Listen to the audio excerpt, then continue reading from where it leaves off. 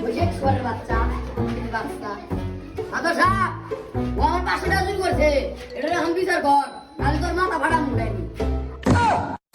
শালা যে আমি তো কথা কইতেছো মনে হয় তুই মাতবার আমি তো মনে হয় চালা ফেলা হ্যাঁ আরো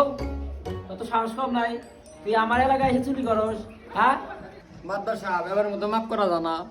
চোরের কোনো ক্ষমা নাই আজকে তো কঠিন শাস্তি দিমু মাদ্দার সাহেব একটা কথা হয়ে যায় রাগ করেন না তে মাত্র